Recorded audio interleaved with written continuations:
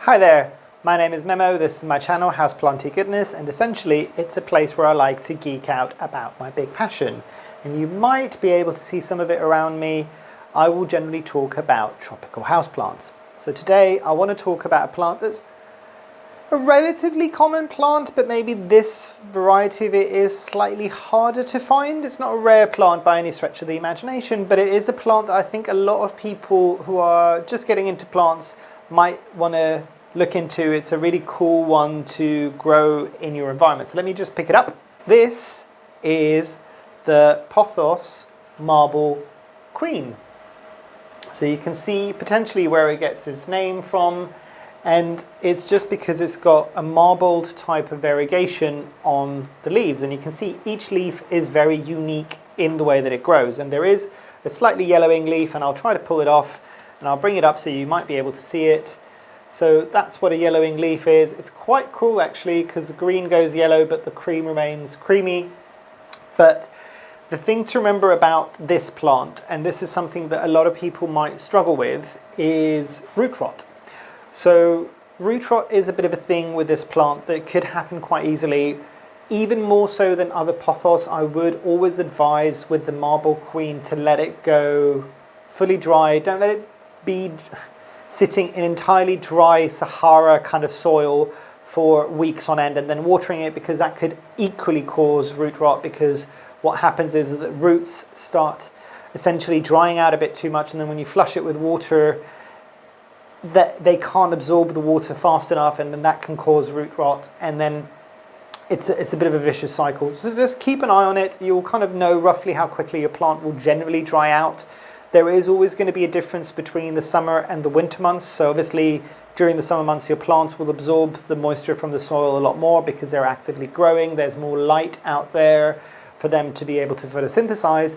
But in the winter, obviously just be a bit more aware and a bit more cognizant of how much you're watering your plant, because it's unlikely that it's going to be able to absorb that moisture as fast as it would be doing during the summer months. So yeah, winter months, just be aware of your watering a bit more.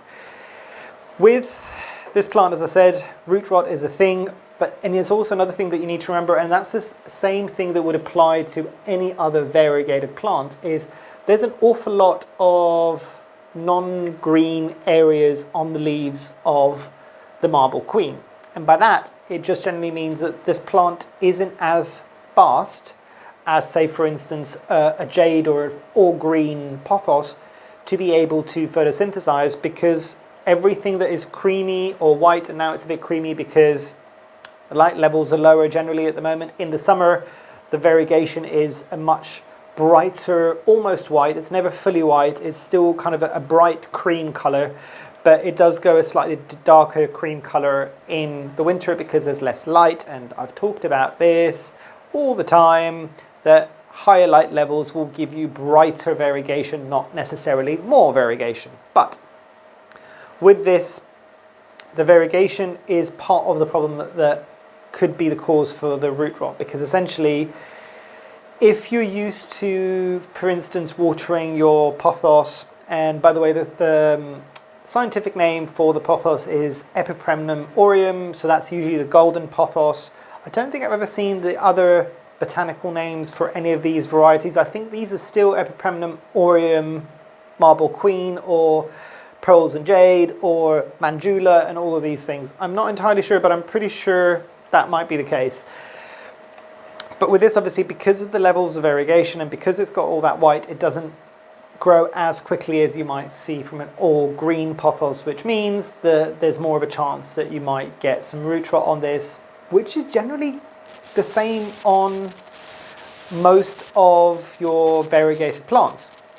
Now, the other thing that I will say about most of my pothos, and you don't have to do this, pothos generally aren't that fussy. This one might be slightly, and again, it always comes back to that watering and that root rot kind of issue, basically, is I've always had my Marble Queen in a terracotta pot just to kind of help leach out that excess moisture.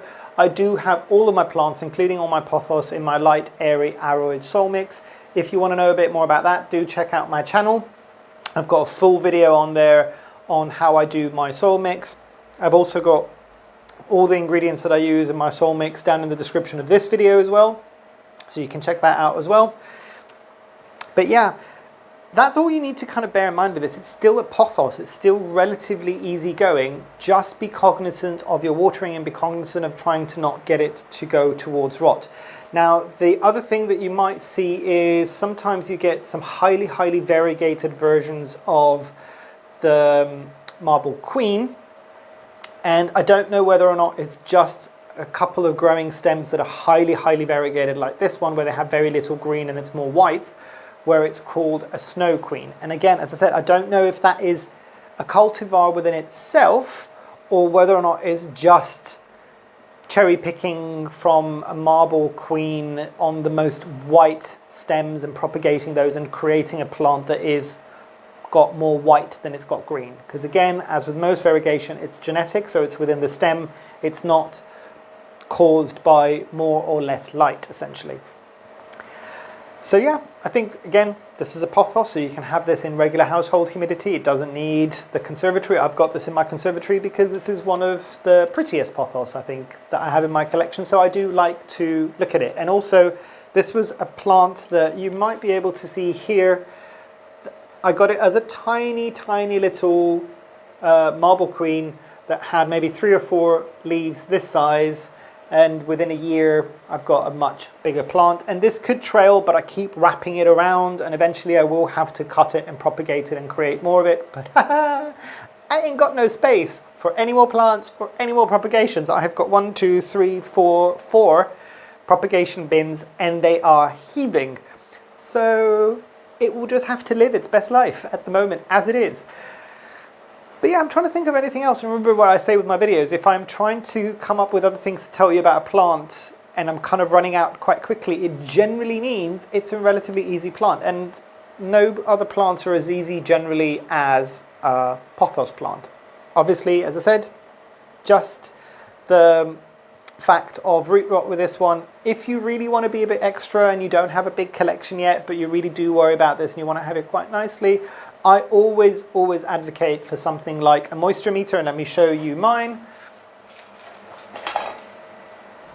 So advocate on getting something like a moisture meter, and it's a probe. You stick it in the soil, it will give you a reading, and you know when to water based on that, essentially. Because sometimes sticking your finger in it, or the weight of the pot, especially if you've not had plants for a long period of time, you might not be adept yet to kind of figure that out. With most of my plants, and I do have a lot, I will have a good idea with most of them because I water them as frequently as I do on when they do need watering. So I can judge it on the weight of the plant. As with most pothos, not really had any pest issues with this one generally.